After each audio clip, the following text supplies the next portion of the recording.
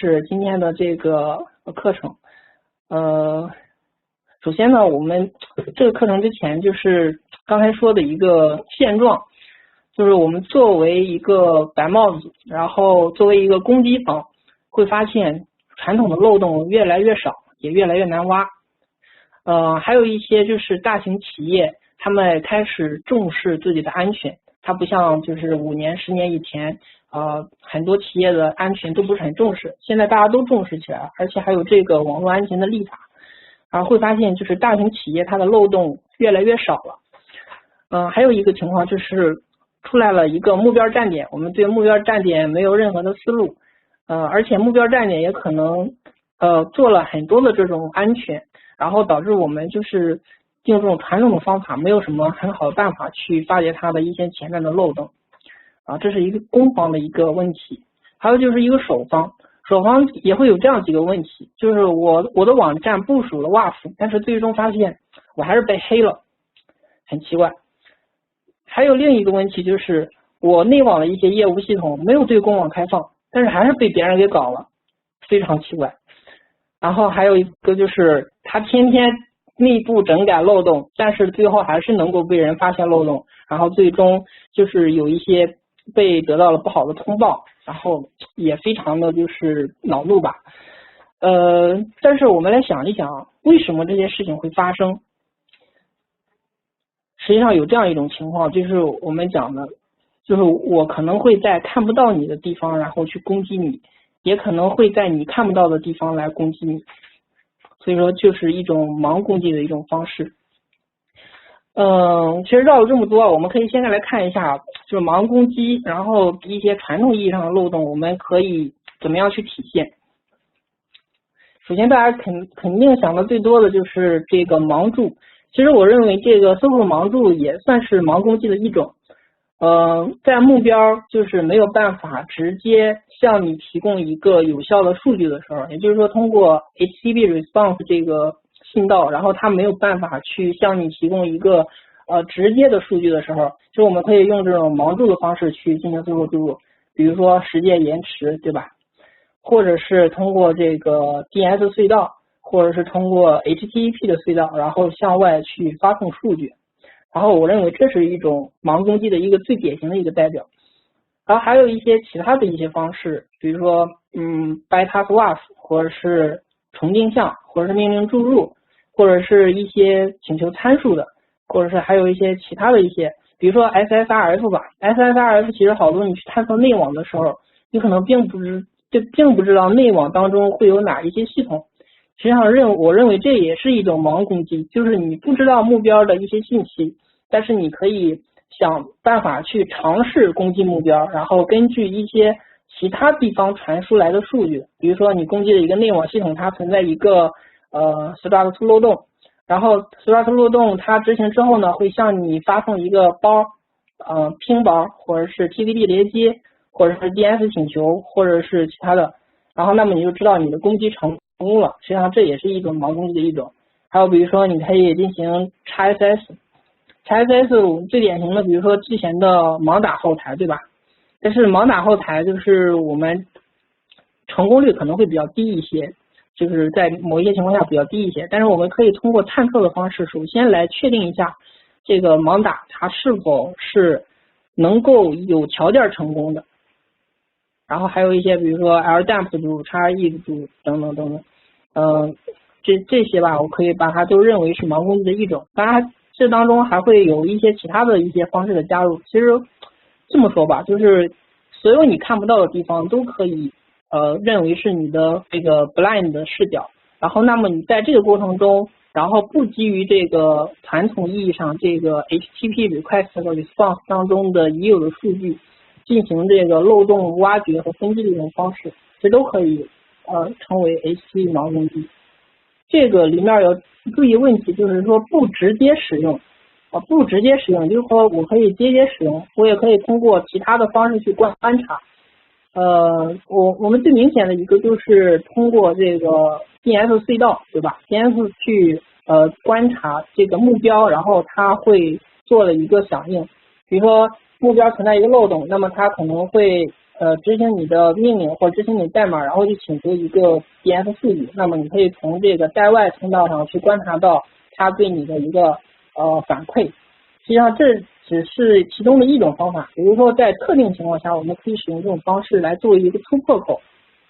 然后再进行进一步的利用。有的时候你可能个基础的探测，就是做一个最简单的 payload 发送过去，看它是否会对你有一个反馈。如果有这个反馈的话，那么它是有存在漏洞的可能性的。然后你再利用这个进一步的去利用，去发现它到底存在一些什么样的漏洞。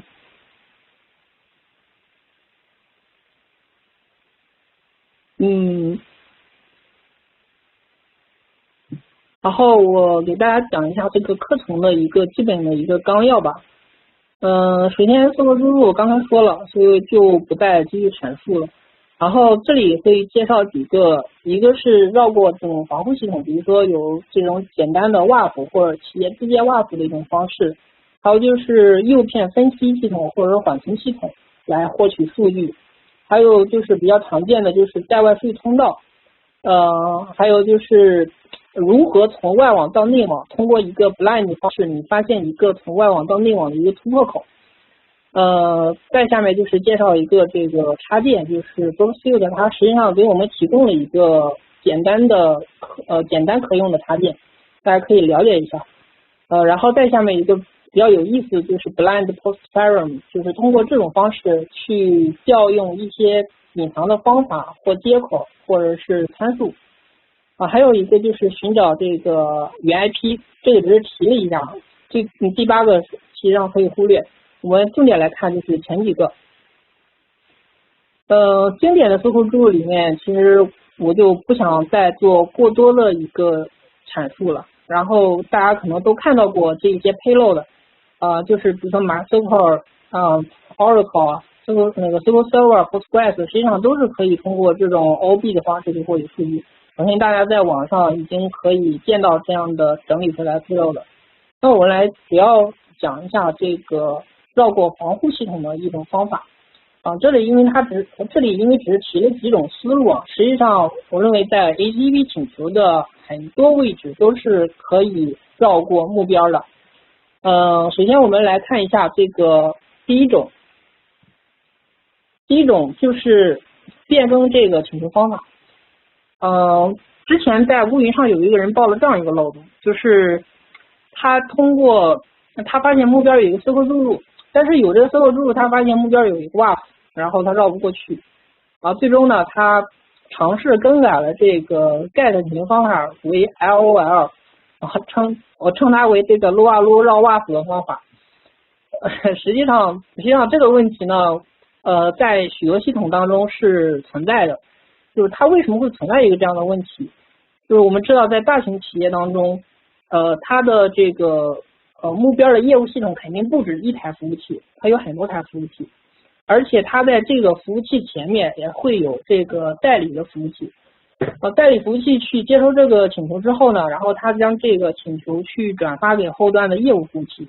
然后在这个过程中，实际上代理服务器为了更有效或者更可靠的给用户提供更多的服务，它会尝试一个自动纠错或者说是自动的默认映射。如果你提交是一个 POST 请求，那么它向后端转发也是一个 POST 请求；如果你提交一个 GET 请求，那么它转发也是 GET 请求；如果你提交的是一个它不认识的请求，那它可能就会有一个默认的方式向后去转发。比如说这里它用了一个撸哈撸的方式，然后去请求之后，然后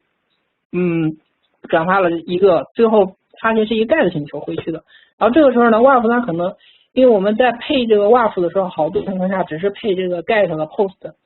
如果有做过那个 WAF 实施的同学可能会知道，实际上在配置的时候，一般它是会要求你 GET 配哪些策略 ，POST 配哪些策略。为什么要分开呢？是因为 GET 的时候，我们 GET 里面带参数，但是 body 里面是没有内容的，对吧？但是 POST 的时候会有这样一些问题，比如说POST 会上传副文本的内容，对吧？这个时候可能就会对 POST 做一些更宽泛的一些方式，然后来允许你上传一些包含有一些脚本或者是其他东西的信息。所以说 GET 和 POST 策略是分开配置的。然后如果只配了 get 和 post 策略而没有配其他策略，那么就有可能导致比如说使用一个其他的方法或者是自定义方法，然后那么就会绕开你这个 WAF 的正常请求，这个时候它就可以肆无忌惮的向你的服务器去发送数据。当然这样的话是基于一个错误的配置，然后去导致这样一个问题。这是原文啊，它改成了这样一个，我不知道咱们听课当中有没有这个漏洞的作者，我感觉这个是很神奇的，而且改成这个撸啊撸，我感觉也挺有趣的。那我们再来看一个这个WAF 的一个 bypass 的方式。这种 bypass 方式就是通过改变传输参数的一种方式。比如说我们正常 post 的数据的时候，我是在这个 body 里面去传一个 k16 的一个值，对吧？然后这个 k16 的值呢，就是我们正常的就是这样去写，比如说 c 等于 d， 然后我们就写到这里面去。然后服务器端，然后就接收到了之后，那么它就知道 C 是多少 ，POST 当中的 C 是多少，是 D。那我们有没有一些其他的办法，然后能够把这个信息告诉服务器呢？实际上是有这种办法的。那我们通过构造一个其他的表单，比如说上传表单。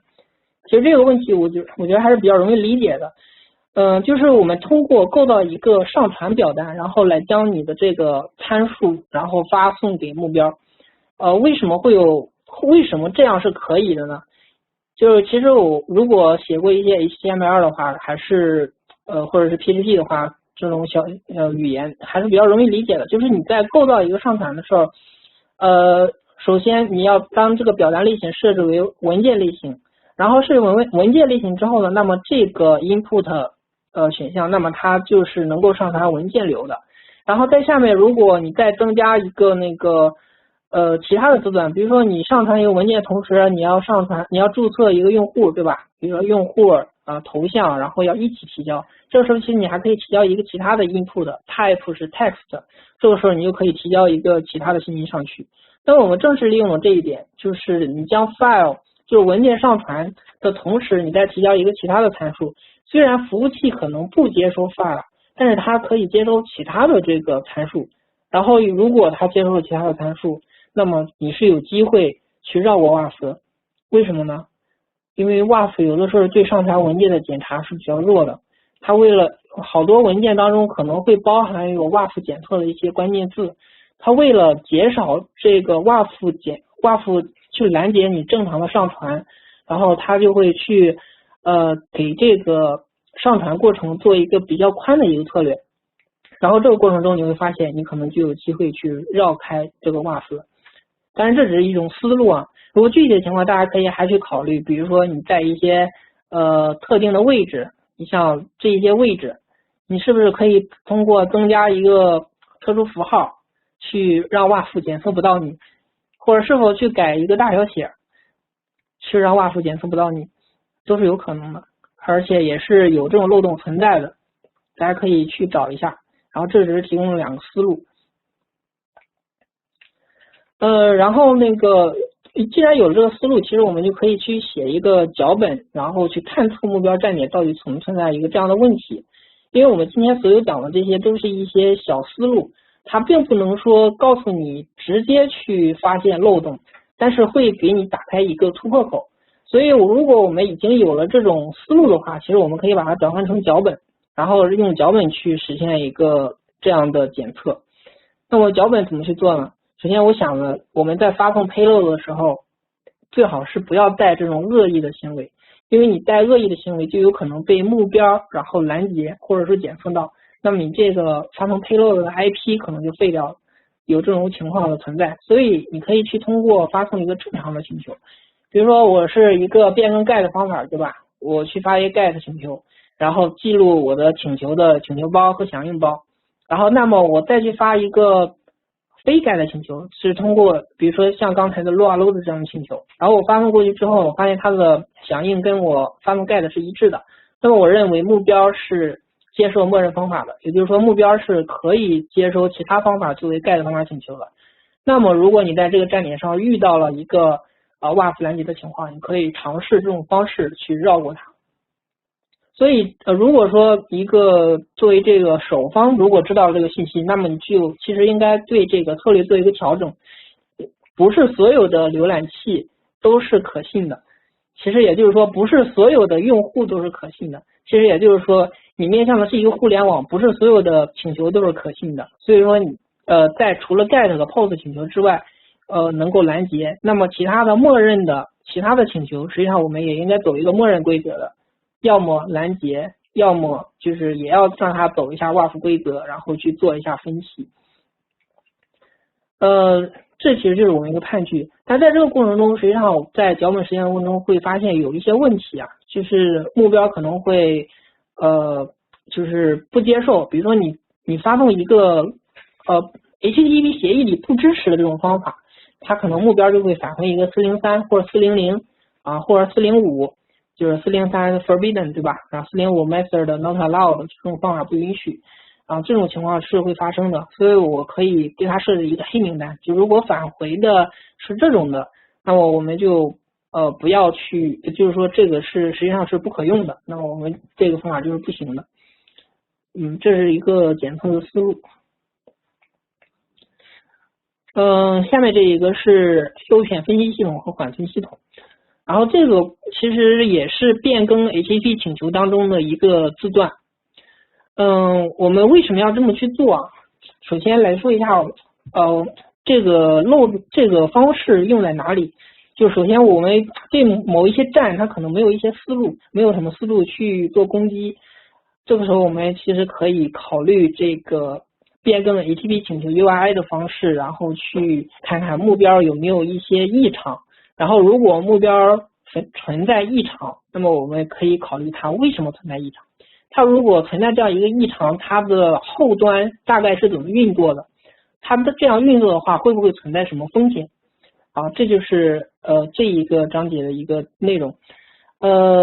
给大家看一下我们是如何去做这样一个操作的。在这一个章节当中，实际上我们在互联网上做了一个测试，然后互联网是真正存在类似的这种问题的。首先第一个就是我变更 UI 我本来是一个 test 对吧？这里是一个 test， 然后我将这个 test 改成是我的一个 login 的一个域名，而且前面不要加这个斜杠，然后我向目标去发送。大家可以想一下啊，这个时候目标它回包会是什么样的？它返回来的状态码会是多少？这里不能互动啊，不知道有没有人可以回答啊？那我就直接告诉大家了，其实它返回来状态码一般情况下都是400 binding request， 因为你这个请求方法根本就不符合 HTTP 协议的。HTTP 协议正常情况下这里是 get， 那么这是以斜杠开头，后面是一个资源位置，这里是 HTTP 协议版本，对吧？但我如果发一个这样的请求过去，目标它其实是不接受的，它这个返回一个400 binding request， 那怎么会出现漏洞呢？一开始我也想不明白为什么会出现漏洞，后来我终于想明白了，然后发现就是从你到目标的这个过程中，虽然目标不存在漏洞，但是从你到目标的过程中存在的各种设备，比如说路由交换网络，比如说流量分析系统，比如说业务分析系统，比如说业务监控系统，然后它可能都在看着你的这个请求流量，而那些系统上可能存在问题。这就是这个漏洞为什么会产生，也就是说目标实际上是不存在漏洞的，但是你在到达目标的过程中的其他的系统存在漏洞，而且它恰恰是使用了你去请求的这个请求的 HTTP request 里面的内容作为它的输入项，然后产生了一个漏洞。这就是我们说了一个盲攻击的一个很有意思的一点啊，就是 blind redirect 这个 analysis system， 就是你将这个分析系统进行了一个重定向。那我来看一下它到底是怎么工作的。我跟大家讲一下吧，它到底怎么工作。假如说有这样一个分析系统，它是会分析用户的这个请求的这个数据包，然后同时它要监控它业务是否正常。我们知道，如果是你一个业务监控系统，你去监控所有的 URL 是否是业务正常的，是非常困难的，因为你需要把所有 URL 都罗列出来，对吧？但是我们可以有一种办法，就是去从用户的请求当中去得到这些 URL。那么这样的话，我们的业务分析系统实际上和业务监控系统实际上就是比较容易的去得到一些业务的 URL， 然后我们只要去向这些业务 URL 去使用一个业务登录的账号去尝试访问，那么我们就可以监控这个业务点到底是不是正常的，对吧？这是一种思路，就是业务分析系统它是怎么去工作的。但是在这个过程中，它实际上就是从我的这个请求头当中取出来了这个 host 的字段，host 的字段，再取出来了这个 URI 这个位置，然后做了一个拼接，然后拼接之后呢，它其实就变成了一个新浪点 CN 连接 test， 然后再加上一个我们的记录请求的 rand key， 再加上这个 login 的域名，就是我们的 DS log 系统或者是 web log 系统的这个域名，然后去做请求。它为了去监控自己业务是否正常，那么它会带上自己的一个库配，因为它也要登录啊，它不能使用这个用户已经登录这个绘画，万一是个敏感操作呢？万一是个比如说删除某个重要数据，或者是修改某个重要数据，那么或者转账，假如说能重放的话，那不一定业务上是否存在这种漏洞。所以说它不会使用一个用户的真实库配，而是使用一个业务系统、业务分析系统的一个库配。这样一个库配往往就是在业务系统当中具有一些特权的地位，也就是说它是相当于是一个特权账号，权限可能就是比较高的账号，比如说高级 VIP 账号，那么实际上是存在这种问题的。这个时候如果他去做了一个这样的拼接之后再去做请求，那么他请求到最后实际上就是请求到了你的这个域名，对吧？然后你就可以在你的域名这边去观测到这个请求的过程，然后那么这个时候你就可以获取到它的这个特权账号的一个库配信息，你使用这个库配，那么你就有机会去做很多的其他事情了。然后这是一个拼接，然后实际上这一个加个 ant 符号其实也是一个类似的一个方法，就是新浪点 CN ant。我们知道在这个 ant 在这个就是 ant 前面是一个登录信息，对吧？它可以作为这个后面域名的一个登录信息，比如说新浪点 CN ant 它，那么它的这个账号是新浪点 CN， 或者说后面还有一个端口号冒号80，那么就是用户账号是新浪点 CN 80是密码去登录这个网站。对吧？这是一个登录信息。然后这个时候呢，其实你这边如果有这个 log 记录的话，你会看到这个请求过来了，向你发起的这样一个请求，带上了这样一个请求信息。然后这是一个这个就是你让这个分析系统 redirect 到你这里，然后向你这里发起了一个请求，然后你来获取了这个分析系统的一些信息。还有一种，其实这种我不知道大家知不知道啊？这种其实非常简单，而且之前也是有过类似的方式的。这种其实它就是一个 HTTP 代理，就是我们如果有看过这个 HTTP 的代理协议的话，那么就非常容易理解。然后这个地方实际上就是 HTTP proxy 你要请求的一个目标，然后这里的这个 host 实际上是会作为它的一个 host 传给它。也就是你在这里做请求的时候，实际上请求的最终的目的 IP 肯定是由它来决定的，由这里来决定的目的 IP。然后所以如果说发生了这种漏洞的话，那么它最终就是会请求到你的这个域名所解析到的那个 IP 的端口。所以这个时候我们可以用一个 TCP log， 然后去监控一个这样的一个过程，然后到底存不存在。但是你如果这个地方做的比较好，而且host 如果发生漏洞的时候，这个 host 也是你自己的 host 的话，那么这实际上就是一个完整的 HTTP 代理了。如果是一个完整的 HTTP 代理的话，那么就意味着你可以随便的访问内网、外网，以它的身份去访问任意服务器了。但有好多时候它可能就是这个地方跟这个地方不一定是一致的，这个时候需要注意一下。这个地方是我们的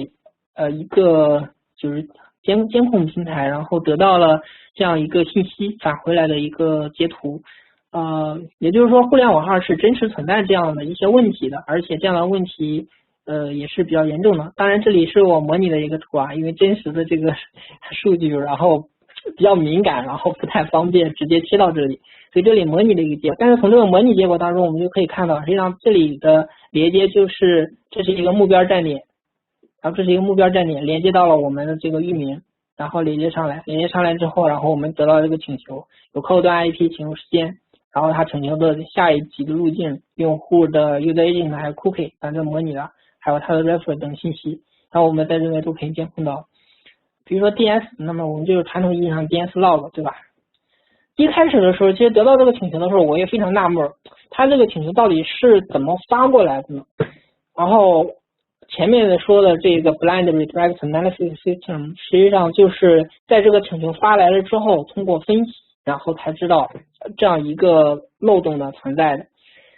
在这个请求发来之前，我也不知道它存在一个这样的漏洞，所以我就认为这个 blind attack 就是比较神奇的一种方法，就是你可以不知道目标有什么样的漏洞，你只要发送你自己的数据包就好了，那么它就是说不准在哪个地方就给你触发了这个漏洞，所以它是比较一种比较玄的一种方法。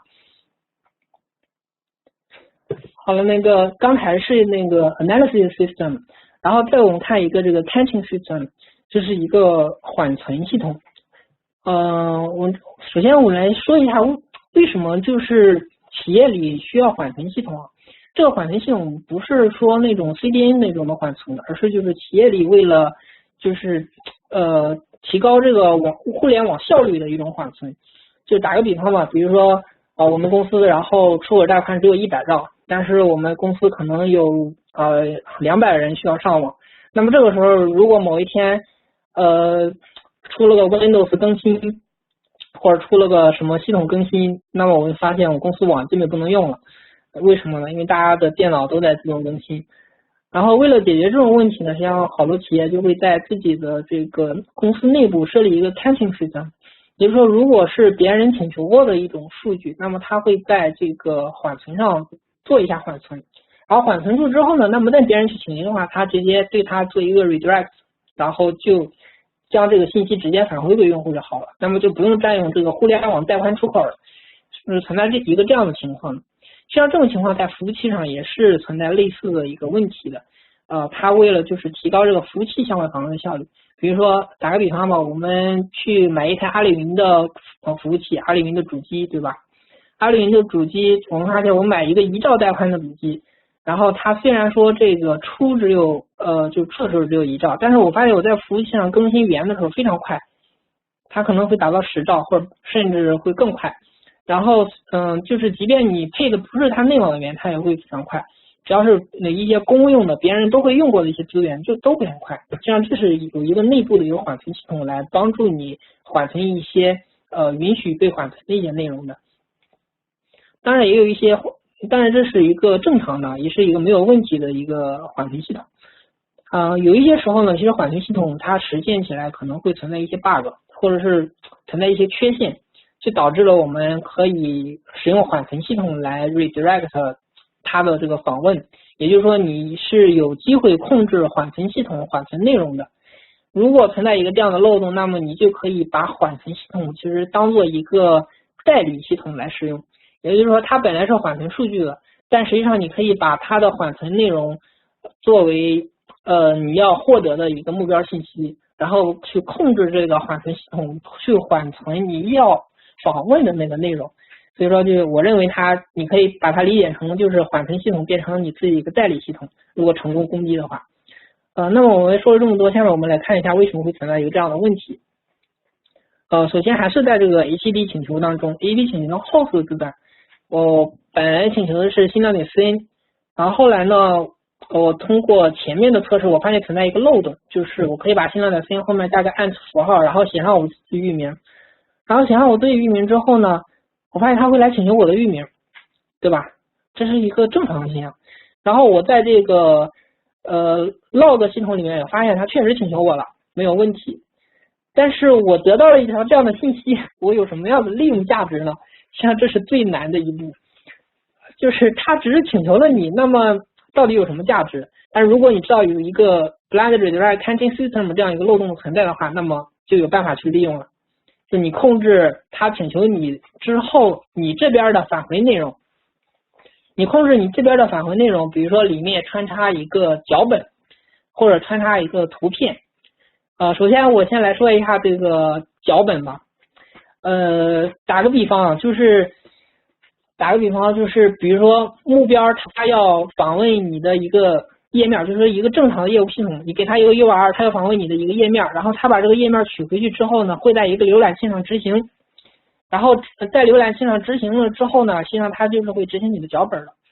那如果它这个在浏览器上执行是用一台这个 Windows 的虚拟机，用 IE 打开了你的网页，比如说一些站长的一些工具来分析你的网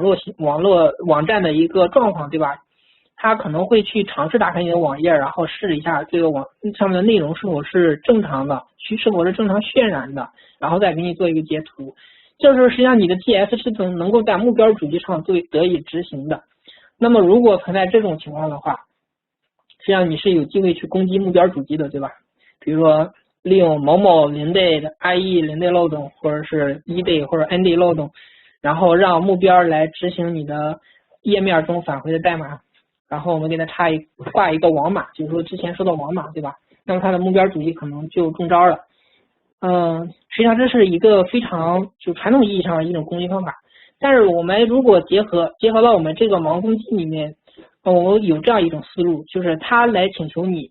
就是我刚才说他来请求你，而且他会对你返回的内容做一个解析，就是这个 catch system 呢，它是会从你的页面当中取出你的 image 所指向的一个内容，就是 image 这张图片，它会去尝试访问一次。这个时候你如果去观测你的这个login system， 然后你会看到，就是它会不但请求了上面的这一个请求当中的这个 URI 这个 text， 它不但请求了这一个 text， 而且它还会去请求就是你的页面当中返回来的这个资源，它会请求一个 randkey2.gbg， 然后而且它会解析这个域名。如果你发现一个这样请求，那么它就是存在一个 caching system 了。然后如果存在这样一个 caching system， 那么我们怎么去利用它呢？实际上我们可以这样来利用，就是我们把这个域名换成是一个内网的域名，就是换成目标的一个内网域名，或者说目标一个敏感业务的域名。然后而且这个只能是就是你要得到的一个目标的一个信息。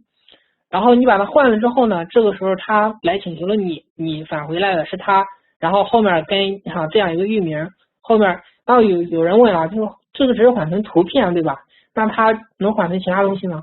那我觉得这样，如果它会去任意的请求你的话，我认为这个 caching system 它是会存在一些实现上的 bug 的。你可以在这个图片后面，比如说去加一个这样的东西，就是比如说你要请求 index.php， 你在后面是加一个斜杠 fake.gbg。他还有人问了，那你再加一个 fake.gbg， 这个资源是不是就请求不到了？那有可能，对，确实请求不到。那么你加一个问号呢？你加一个问号就相当于是 index.php 的一个参数，后面 a 等于 fake.gbg， 那目标它就有可能会认为，我看到了这个 image 这个标签里有一个资源，然后我要去缓存，而且还是以 GPG 这种图片格式结尾，那么我要缓存的目标确实没错，确实是我要缓存的内容，那么他就把这个信息缓存到了它的缓存系统里了。大家可以看到，这是我页面要让它返回的一个内容。但是有一些情况下，就是你没有办法让它这个地方去来请求你，就是说不存在这样一个漏洞。实际上我们还有一种办法，就是通过一个 XSS， 就如果目标存在一个 XSS 漏洞而且它还有一个可用的 caching system。那么我们是可以通过发送一个 XSS payload 带上一个它内网的一个域名的资源位置，然后这样的话，它目标就会返回这个图片，对吧？它目标就会返回这个图片，但是因为我们这个域名在我们浏览器上是没有办法去得以访问的，因为我们是在外网。但是它的 caching system 就会分析这个系统它返回来的包，发现这个包它以前没有见过，所以说它分析出这个 image 来之后，它要进行缓存。就缓存到了这个内容，缓存到了这个内容之后呢，然后这个 caching system 里就有了这个信息，有了这个信息之后，其实我们再想办法去获取这个信息，我们才能得到我们要的信息，对吧？它如果只是缓存了，不对外开放也没用。那这个时候我们怎么去获取呢？像再向这个目标系统去更换域名，更换成它的这个内网域名。它的内网域名本来指向的 IP 是这个 IP， 对吧？这是本来是这个 caching system 它这样去请求，但是如果我们把这个域名绑定到我们的目标的这个问网 IP 上去访问，然后因为它 caching system 的存在，它可能会尝试给你提供就是它 cache 里面的一些数据，所以说它会将这个请求 redirect 到这个 caching system 上，然后这个时候你因为请求的是它一个 internal server 的一个数据嘛，然后所以说 cache system 它就会认为有人请求这个资源，那么我给它返回回去，然后这个时候你就拿到了内网当中的这一个域名的上面的一个信息，然后所以说你就可以得到了这个页面上的内容虽然有点复杂，但是它是内网的，然后你而且可以通过一个这样的漏洞，然后去发现信息你可能觉着听了半天，然后觉着比较复杂是吧？但实际上我们今天所说的所有的方法都是有一些复杂的，而且都是有很多情况下是靠运气的。还有如果你还是觉得太复杂了，没有实际价值，那么我觉得我还要再补充一句来证明一下，就是我们这个用这些方法的前提是你对目标就是发现它没有很多传统意义上的漏洞，目标那真是浪费时间。但如果目标很强大，非常的完善，非常的健壮，那么这里面的思路才是最能体现它价值的地方。然后我们再言归正传然后通过这样一个存在漏洞的 caching system， 我们就得到了一个内网的一个非常敏感的一个信息，然后就导致了一个较重要的敏感信息的一个泄露。然后这个检测其实这个问题就是太复杂了，我觉得手工去测试还有点费劲。那么其实我们可以有办法去用脚本来完成这个检测的。然后这个检测方法就是第一个就是前面那种思路，你去发那个新浪.cn at 这个你的 DNSLog 域名，如果它会请求的话，那么它首先是存在漏洞利用的一个基础条件的，对吧？这漏洞利用的一个基础条件之一。还有一个就是你可以发送我刚才说的第二种，就是如果目标不存在漏洞的第一个基础条件，那么你可以试试它存不存在一个 XSS， 而且这个 XSS payload 一定得做好了，就是它是你对目标有一定了解，知道了它一些就是知道了你知道了目标可能会发包的一些位置。实际上是这样的，就是我们在实际的过程中是怎么做的呢？是通过流量分析，或者是通过爬虫，然后去先得到了我目标网站的所有的请求，然后从这些请求当中出来之后，把所有参数替换成 XSS payload， 然后带入我们的这个 DNSLog 的一个域名。然后这个 XSS payload 就带入这个域名的是什么呢？就是我们这里讲到了，就带到这里去。如果说目标存在一个这样的caching system， 那么它是会从当中去解析的。它存在 XSS 的话，是会从当中去解析的。解析之后，那么它就会请求你这个域名。如果它请求你这个域名，那么这个地方就可能是存在一个 caching system 在这里的，而且是可能存在一个这样的漏洞的。如果存在一个这样的漏洞，那么就是你人工去利用这个漏洞的时候了所以说我们要做这样一个东西，实际上就是还需要很多前提。当然如果一个人就是觉着想要做得更深的话，实际上你还是需要就是积累很多的这种系统在手里才能够完成这样一个工作的。这里只是提供了这样一种思路，当然这些系统我们也是会再慢慢的去完善去做出来的。我们前面讲的那个稍微有点绕，不知道大家听明白了没有？如果没听明白，可以这个课后在群里然后可以问一下吧。下面我们来讲一下，就是我们比较能明白的，就是常见的 OOB。OOB 大家知道吧？就是这个代外数据通道的一种简称。其实这个插播一下这个其他主题吧。然后我认为这个代外数据通道或者说边信道的这种方式去通信，在将来会是一种主流的一种攻击方式。因为在传统信道上，我们能做的东西实际上方法已经大概用完了。就说一个最简单，比如说我们攻击一套加密系统，然后这一套加密系统它可能非常的健壮，比如说它是这个非对称加密的，对吧？密钥长度4096，用现在的计算机要算很久很久很久才能算出来，所以说在目前的情况下几乎是坚不可摧的。但是在它计算这张密钥的时候，它实际上会在它的 CPU 内存或者电磁辐射当中存在一个明文的密钥过程。如果你能够在这个过程中准确有效的将这个信息提取出来，那么你就能破解它。所以说现在来说，这种边信道或者说带外通道获取数据的应该是会在将来成为一种主流的攻击方式，而且会越来越普遍。所以说也就是我们在这个盲攻击当中，实际上应该也将这种思路加入进来之后，然后我们看一下我们现在的这种攻击方式有哪一些可以利用这种思路去攻击，有哪一些这个目标系统看似坚不可摧的系统会存在一些这样的问题。好了，这个是扯了一个题外话，我一个个人观点。好，下面呢我们看一下命令注入命令注入这个其实比较简单，就是你向目标发送一个 payload， 如果它能够执行命令执行了，那么你在你的 OOB 你在你的带外通道上就能观测到它对你的一个请求。我们看一下这个payload 的一个情况。首先我们还是来说一个最简单的第一步，它得能请求你，然后这一个基本的地方。然后但是就存在一个这样的问题，就是这个地方它为什么会请求你？前面这个里没说啊，这里我给大家解释一下。还是说这个企业的网络架构的问题，就有一些企业会存在一个这样的情况，它前面有代理服务器，然后它后端才是真实业务系统。它为了使这个代理服务器做得更通用，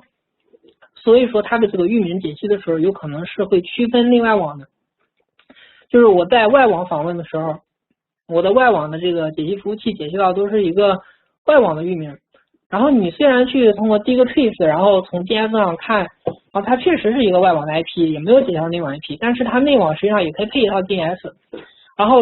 那么我再去请求这个新浪.cn 的时候，它到了内网有可能会解析到，比如说是解析到10.10.10.10.10， 解析到这个 IP 上，然后这台就是对应的它真实的内部业务服务器。这样的话，我就实现了一个就是外网的代理服务器，然后不用做任何配置变更就能够代理它内部的业务系统的一个方式。只要它内网 DNS 服务器上解析了这个域名到内网的真实业务主机就可以了。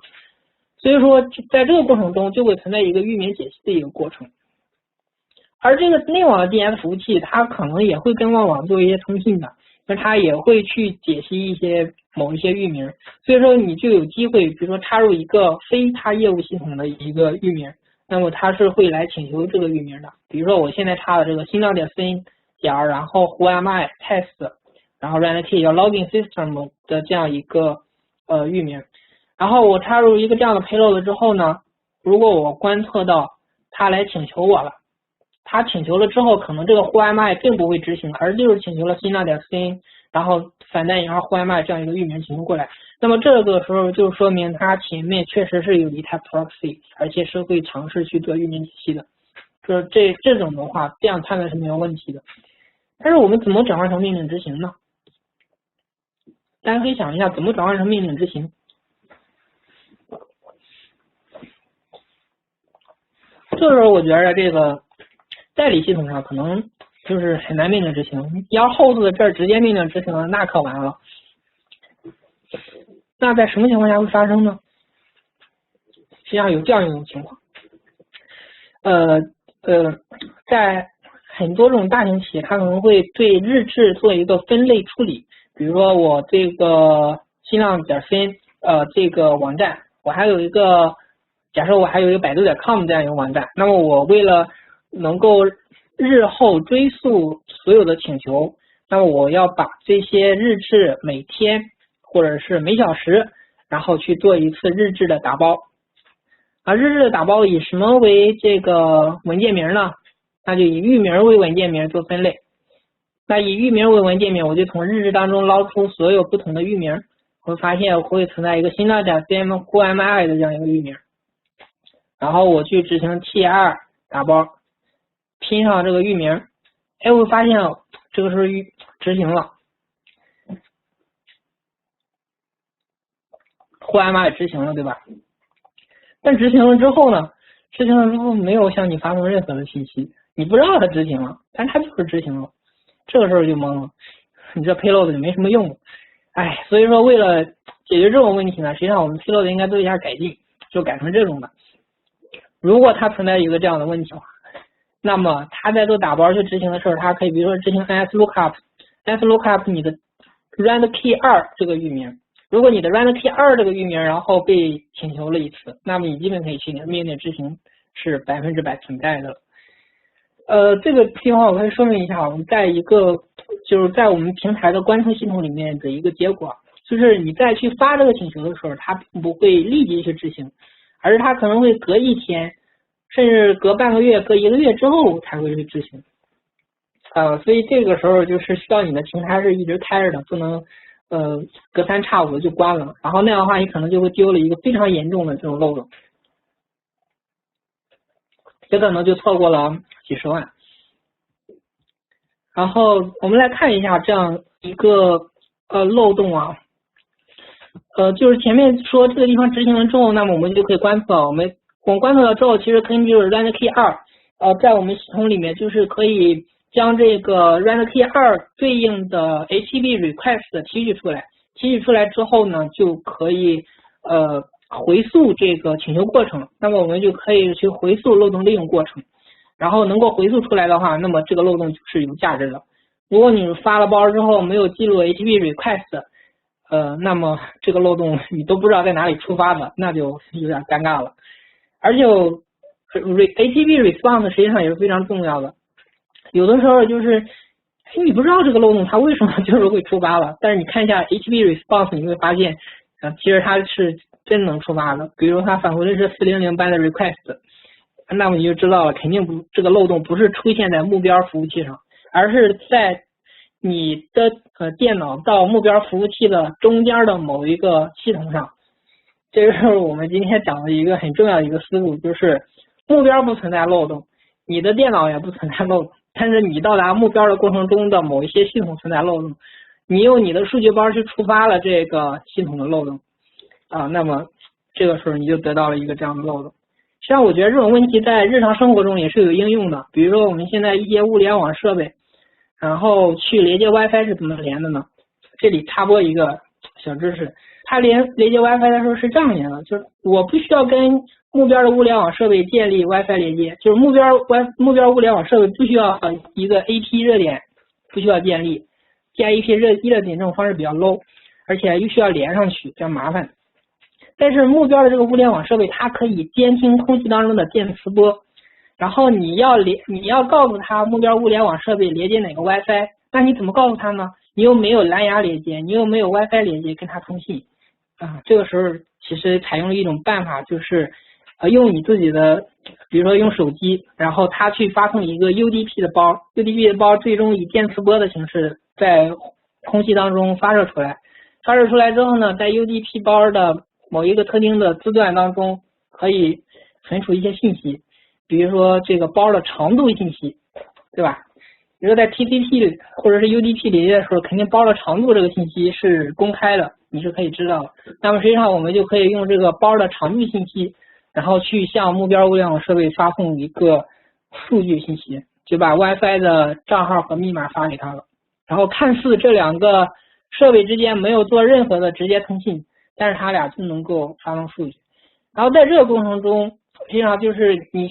你的手机向目标的任意一个 IP 地址发一个 UDP 广播包，然后目标不存在任何一个漏洞，你的手机也不存在任何一个漏洞，但是被这个物联网设备截获到了这个信息并进行处理了，那么这个过程中就会产生一些问题，对吧？然后我们今天讲的这个思路实际上也是一个类似的思路，就是你的电脑不存在漏洞，目标不存在漏洞，然后在你的请求到达目标的过程中被别人处理了，发现触发了一个漏洞，而触发这个漏洞需要回溯，那么我们就去使用我们的这个存储的分析系统，然后里面的请求和响应去进行回溯。好的，其实我们有了这个 host 的这个字段的一个这样的思路之后呢，我们的思路可以变得更开放。那么我们是不是可以在 HTTP 请求头当中的任意位置插入我们的 payload 呢？实际上完全是可以的。那么我们就可以把思路扩宽。我是说，在我所有的请求当中，所有的 HTTP RFC 文档里支持的头字段，甚至是不支持但是常用的头字段当中去插入我的 payload， 插入之后没准就执行了。比如说去年比较经典的 proxy， 对吧？好多人都觉得需要那个CURL， 就是这个 proxy 漏洞，不知道大家还记不记得啊？是输入目标一个环境变量，如果说目标 CURL 的一个你的 proxy 传入的一个东西，然后并且最后还加了反单引号执行了 CURL 的结果，然后那么就存在你就有利用机会了，对吧？但我觉得没必要加 CURL， 要执行 CURL 返回的结果，这种情况实在是太少了。但是哪种会出现呢？就是如果你只要执行了 CURL， 然后那么它就会执行命令，这种情况是会出现了。所以其实你只要在你的 payload 里面加入一个反单引号就可以了。那么在 CURL 请求的过程中，它就会自动的去解析你这里面的反单引号，然后就自动的完成了命令执行，不需要执行 CURL 的结果。所以说你就比别人更优先的能够拿到漏洞，更优先的能够进入目标系统。如果你是一个守方的话，那么你就应该考虑别人会使用这种类似的方式来攻击你。然后这个地方是插了一个题外话，是之前一个 HTTP proxy 漏洞。然后我们再可以其实更开放，那么我们其他的一些所有的头字段都可以插入我们的一些 payload， 我们都往上插。但是这里有个问题，就是我插了忽然卖，万一它只是像刚才我说那种7.2打包了一下，但是它并没有就是能够把这个域名信息反馈给你。这时候其实我们要对 payload 做一个更改，就是所有的都改成类似于这种的 payload， 那就是加上你的 NS lookup， 如果它执行了，那么就是向你发送数据；如果它是执行了 LangTR， 那么就是说这里面是执行了，那就是100%存在漏洞。如果它只是请求了这个地方，那么它可能是存在一个代理的漏洞，或者存在一个其他漏洞，需要具体情况具体分析。这就是我们改进之后的一个 payload， 然后改了之后，这个发现率就会大大的提升。好，再下面一个就是一个调用隐藏方法的一个漏洞攻击方式。这种攻击方式在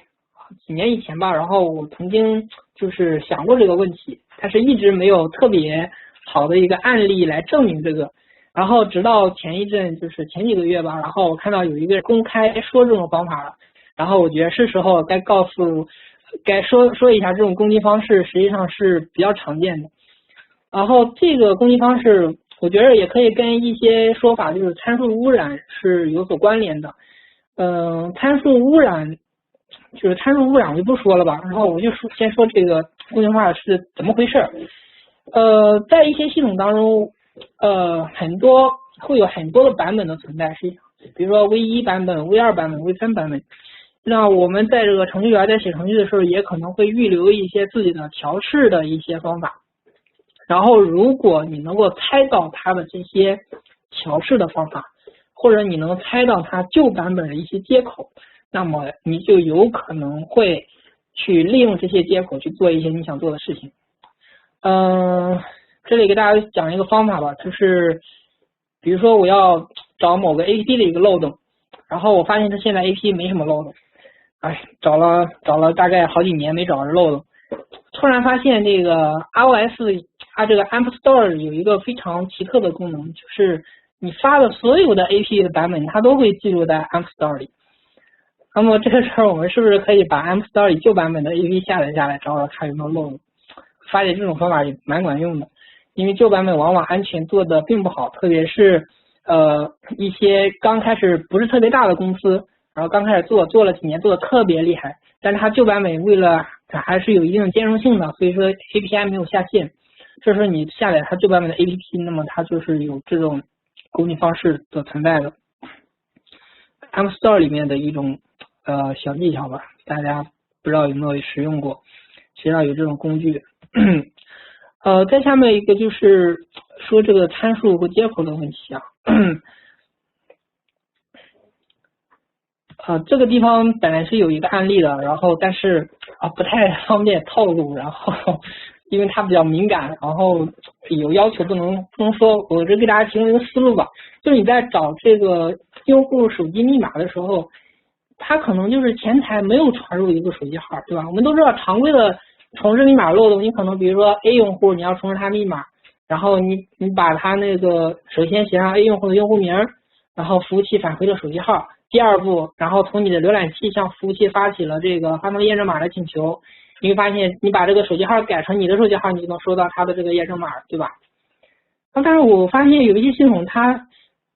不是这样的，就是它第一步你输入的这个用户的账号，然后第二步的时候它直接发了一个 POS 请求 ，POS 请求里面啥都没有，只是说要发送验证码。我就想，那为什么要有这样一个请求的存在呢？然后这个时候我就觉得这个应该是流程是这样的，就是在之前的时候它存在一个这样的漏洞，就是接收 mobile 参数，就是接收有一个手机的参数，如果你指定了这个参数呢，它就会发送给这个手机。它后来发现这个地方有漏洞，然后我就把这个漏洞给补上，那我不从前台传参数了，对吧？而且好多这种企业，就是好多这种给人做渗透的结果也会告诉他，就是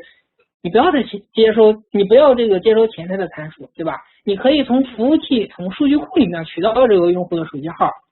那么取到这个手机号之后再给他发短信，没有错误，对吧？我们提的建议也没有错误。但有一些程序员他就是考虑到我这个接口还不给其他系统用，给其他系统用吧，他也要用这个接口发短信。虽然这个地方就是我发短信的时候，我可以从用户的绘画当中去取这个手机号，那我有没有可能可以从这个前台也兼容其他业务系统的，还是可以接收一个参数，然后去发送验证码的？他会做这样一个考虑，所以说就导致了默认情况下这个参数不存在，它就是从用户登录的绘画当中去取这个手机号。但是如果这个参数存在的话，优先使用这个参数，那么这个时候你会发现这个漏洞是非常有意思的，那么你就可以重置这个任意用户的一个账号了，就非常危险。但是有人要问这样一个问题，你怎么知道这个参数的参数名是什么，对吧？这是一个技巧，就是你可以把这个整个网站上的所有的参数找出来，这是一种办法。还有一种办法是把整个网站所有的异步交互的响应都记录下来，记录下来之后从当中找出参数部分，找出参数部分，那么就是你潜在可使用的目标参数，使用这些目标参数服务器就是可能会接收的。那为什么会是这样呢？因为程序员命名参数的时候，他不会一个地方换一个名字吧？我现在叫 mobile， 一会儿叫 tel， 另一会儿叫 telephone， 好像不会这样，对吧？在一个系统当中，一般都是保持比较稳定的。当然，如果它命名的参数变量比较变态，那个没有办法了，只能错过这个漏洞。比如说我为了开发方便，我要向数据库里去写一个术语，比如说用户注册的时候或者什么时候，然后注册用户名，对吧？然后我注册用户名我要写到数据库里，我直接配一下这个自动绑定就好了。用户提交的参数叫啥，我直接数据库里自然就对应到啥，然后这样的话数据直接就到数据库里，多方便啊！开发写几行代码就搞定了，是非常方便。那么如果用户不仅提交了用户名，还提交了用户的余额或者用户的这个资金的余额，那么有没有可能就是我们可以去覆盖这个用户账户里的余额呢？实际上是可以的，对吧？我们可以去多提交一个参数，然后就会将这样一个信息去覆盖到数据库里，最后就发现你能够给它成功的充上一定的钱。这其实上就是一个数据覆盖的问题。然后这个问题在很多系统里存在，特别是一些理财网站 P2P 理财，要么是覆盖余额，要么是覆盖那个认证账号信息，就是用户的这个身份证和姓名你可以覆盖，就是经常重复认证。虽然我已经认证过了，但是我向认证接口发包，我发现还是能够认证进去的，覆盖进去的。然后那么我再覆盖一下他的银行卡号，我再覆盖一下他的手机，好，这是一个账号，好像都变成另一个人了，好危险。所以说你如果知道这样漏洞存在，一定不要写这样的代码。那你作为一个攻击者的话，你应该知道这种情况是存在的。作为一个防守者的话，我们一定要把握好这个地方，不然的话，你的系统数据会出现一些非常异常的数据，而且你不知道怎么来的。这个时候其实我们一定要把数据库日志给做好了，数据库一定要打开 bin log， 然后你的所有记录都要开启，才能够找到到底是怎么回事。你发现有一个 update 或者有一个 update 的过程，把你这个数据全给改成另一个用户了，才能发现一个这样的漏洞。如果没开 bin log 的话，估计这个漏洞可能要找好几年。那找好几年的话，那这家公司可能就面临着倒闭的风险，所以还是非常危险的。大家一定要，无论作为甲方还是乙方，一定要了解这种攻击方式的存在。其实前面这种方式为什么叫它盲攻击呢？就是我看不到目标，我看不到目标的参数，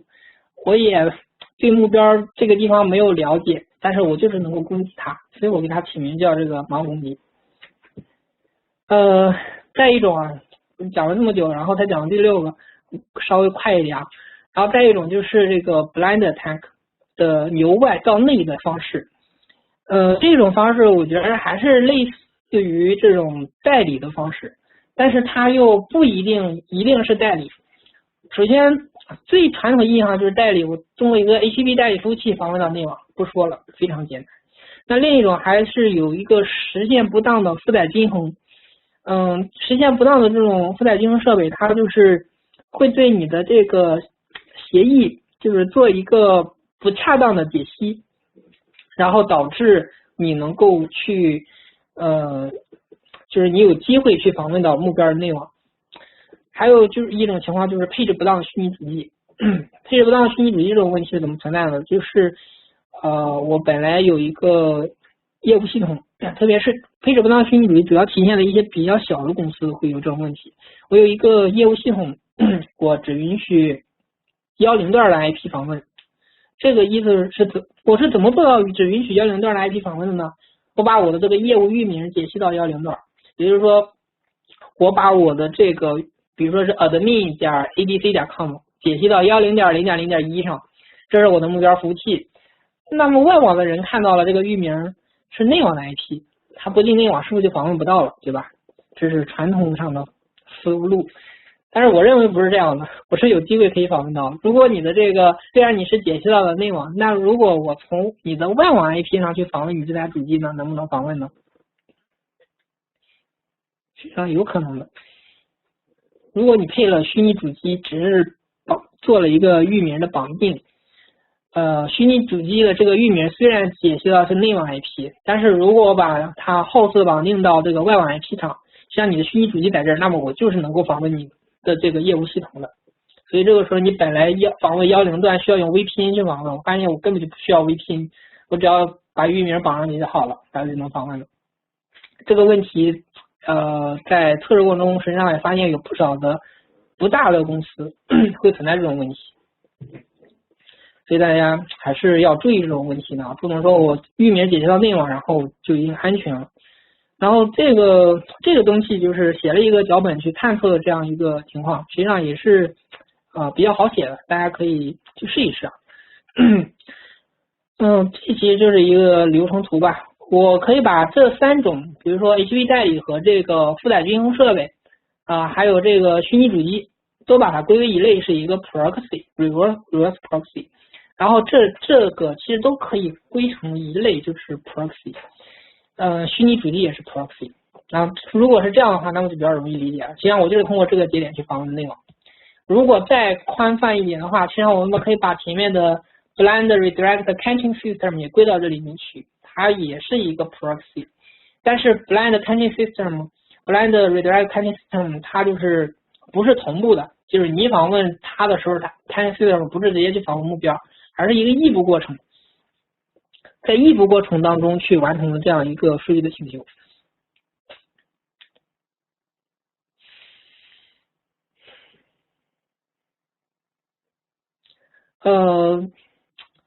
好了，我稍微讲快一点，就是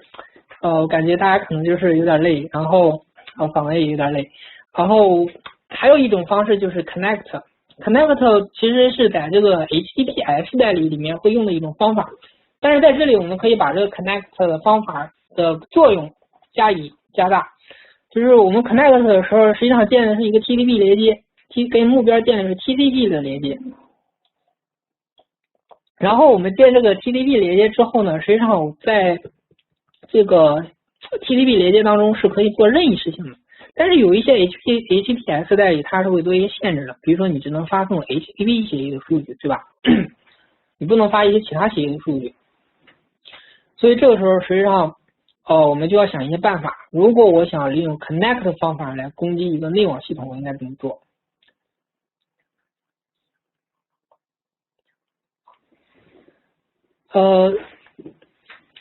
实际上我有一种办法是这样的，就是我先 connect 连接上来之后，然后就是我先发送一个正常的 HTTP 头，发送一个正常的 HTTP 头之后呢，目标接收了，那么我在下面去发送我的数据。我发现直接这样去做是不可行的，因为它会就是检测到异常的这个，就是在正常请求头后面的异常。但是有一个办法就是可以你发送一个 POST 的请求头，你发一个 POST 的请求头呢，然后后面写上 content length， 比如说你要发送数据长度，然后再2个回车划行之后就是发送你的异常数据。比如说我现在 connect 内网的一个 memcache 服务器，就是 10.0.0.1.11.211.11 连接上来，然后向 memcache 服务器发起一个请求 host proxy connection 这几个字段实际上不会发给他的，这是为了建立 TCP 连接的。然后再下面一行，实际上在这个地方，然后你是可以发 get 或 post 请求的。这个时候发过去呢，就是这个 memcache 服务器它实际上就是不会去处理的，不会去正常处理，因为它识别不了你的 get 和 post 请求，对吧？没关系，那么它识别不了，实际上它就会忽略你的这个请求。这时候我们只要在 post 的 body 当中去写入你的 memcache 能够识别的数据就可以了，它前面几行都忽略了，那么你后面的这几行它能够解析了，能够解析你就可以进行攻击了。那么我们除了攻击 memcache 还会攻击什么呀？ Redis， 最常见的就是 Redis。然后 Redis 被打的，好多企业可能都会被 Redis 打的不轻。这个也挺尴尬的，因为 Redis 在默认的情况下都是没有密码的。所以说就比较纠结。但 Redis 我发现它最新版本好像做了一个改进，就是如果你是先发了一个 post 或者发了一个 host 的字段给他，他就认为你这个请求是来自攻击者，把这个 TCP 连接给断掉。但是新版本会这样，那老版本还是可以继续的。那其实我们都 TCP 连接能做了，那么什么不能做呢？ everything 都可以。那你可以再继续，比如说尝试其他协议的，但是前提是你要能够让它忽略掉你发送的 post 的这前几行，因为这几行数据是我们为了让 HTTPS 代理能够代理我们的数据的。你只要绕开了这前面的几行，让目标不断开你的 TCP 连接，你就有机会进行下一步的攻击。具体能够发掘到什么程度就看大家自己了。这里还是只提供思路，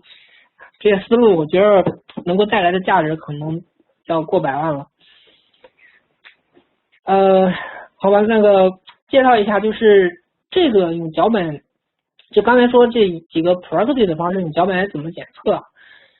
这个其实我写了一个脚本，就是实践的不是特别好，然后但是大概基本上检测这几个还是没有问题的。首先你要探测目标的域名的所有子域名，这个简单。然后我们的大神李姐姐已经实现了一个这样的工具 Subdomain。好，那既然她实现了一个这样的工具，非常感谢。然后我们就基于她这个工具继续做下一步的，就是她的工具的扫描结果。然后它工具的扫描结果之后，可以直接导入我的这个小工具当中，这个小工具就会去分析你的就是 IP 地址还有 IP 地址段。那么分析出这些外网的 IP 和 IP 地址段来之后，都是存在的这些漏洞的目标。然后你再找到一些域名是指向内网的域名，然后去用这个工具去尝试访问，然后这个工具会帮你完成 host 绑定和 connect 的一个探测，然后看是否是存在一个这样的漏洞。如果存在的话，那么就恭喜你，可以进入内网了。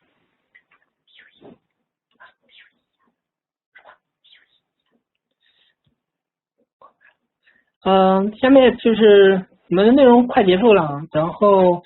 剩的不多了，大概再10来分钟。下面就是有一种方法，就是存在 CDN 的一些网站，我要找它的源站 IP 的问题。这个问题好多人都在考虑，我也把它加到盲攻机里来了。为什么要加到这里面来？因为我觉得找源 IP 真的是我看不到的一个地方，我认为它也是盲攻机的擦边类吧，就是有点擦边的一种方式。这个我可以给大家推荐一个网站，就是 CNSys 这一个网站。这个网站它会将互联网所有的 IP， 然后进行一个扫描、连接以及证书探测。所以我们可以怎么找源 IP 呢？如果目标站点有 HTTPS 证书，而且配了默认情况下，默认虚拟主机就是配了 HTTPS 证书的，那么你就可以去找